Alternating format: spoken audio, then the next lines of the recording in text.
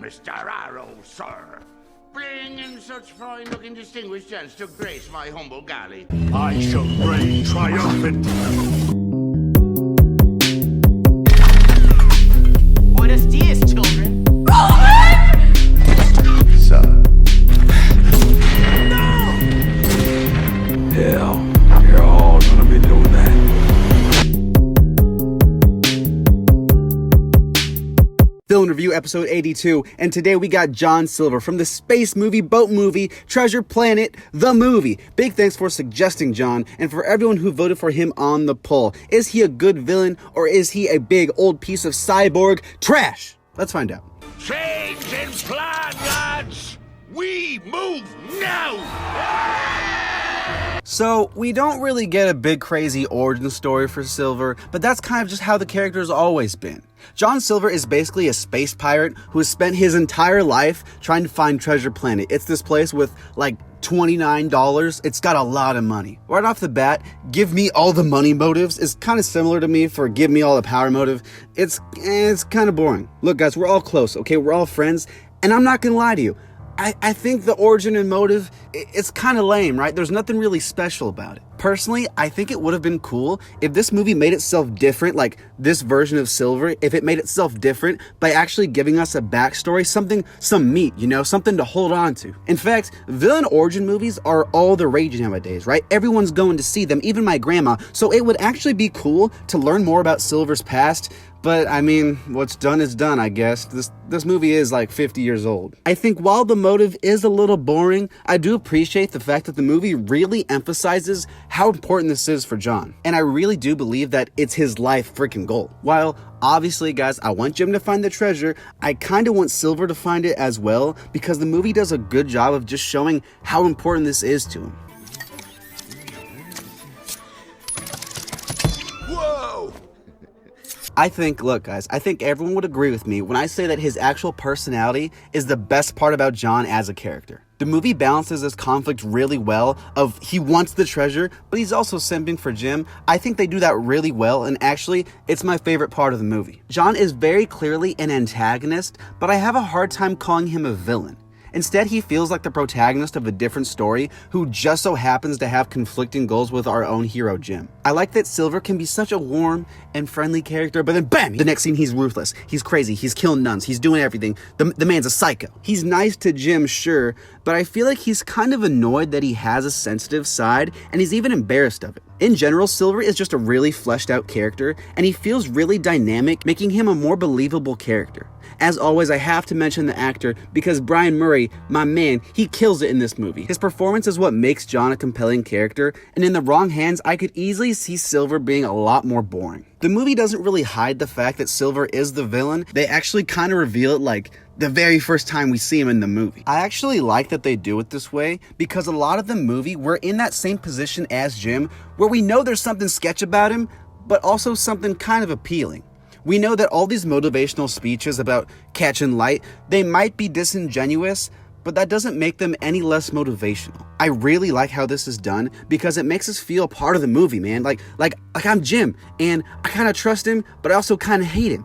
I feel like I'm there. When he eventually does reveal himself, I like how the conflict lingers within him, and it shows that just because he's a pirate, it doesn't mean he's a bad dude.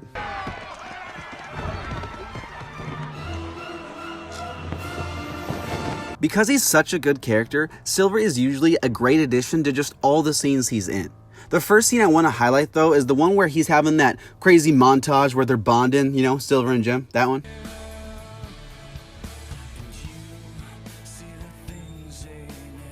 When I first saw this scene, I kind of didn't like it because I thought it was just a really forced way to make Silver and Jim close. Like, oh, let's do a montage, and now they're best friends. But now, after watching it again and spending some time away from it, I kind of understand it. The reason Jim is so quick to trust Silver is because he's everything Jim wants. He's that father figure who's inclusive, who doesn't run away, who actually wants to spend time with him. Jim and Silver both see the best in each other, and Silver gets to indulge in that more sensitive side to him, that side that he's always trying to hide around his homies. Besides the very cheesy and annoying early 2000s music playing, I do enjoy the scene a lot because it's kind of a big moment for both the characters and it makes their later conflict really interesting. I also do like that scene where John's talking to Jim on the deck at night because this line right here, I hope I'm there, catching some of the light coming off you that day.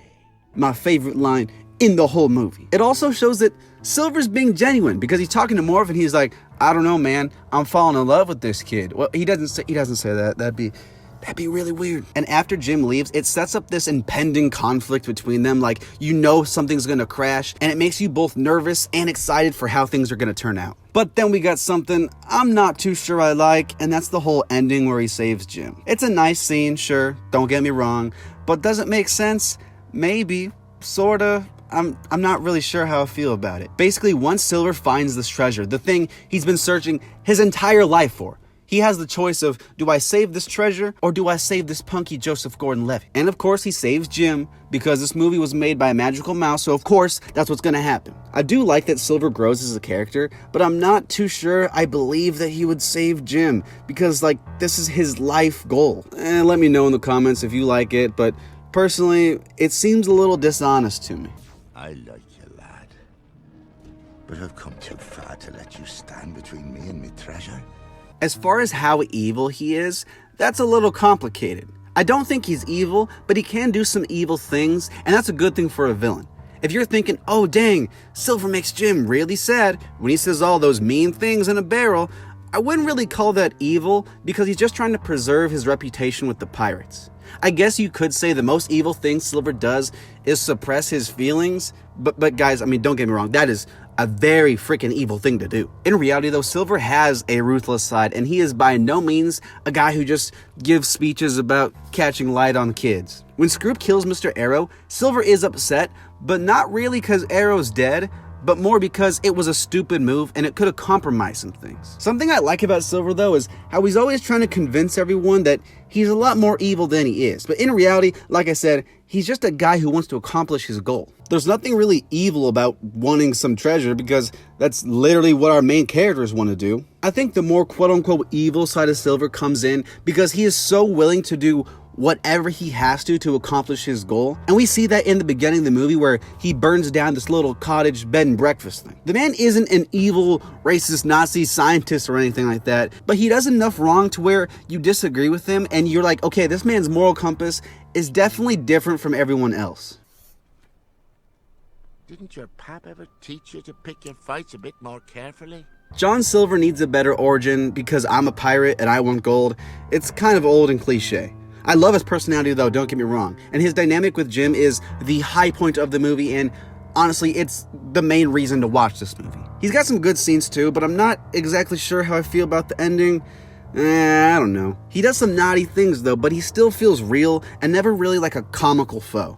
I'm gonna give John Silver a 7. Lad, that's all right, Jimbo. It's all right. Please subscribe, good sir. New video every single Monday. It's pretty good stuff. Subscribe, vote on the poll. See you next time. Bye.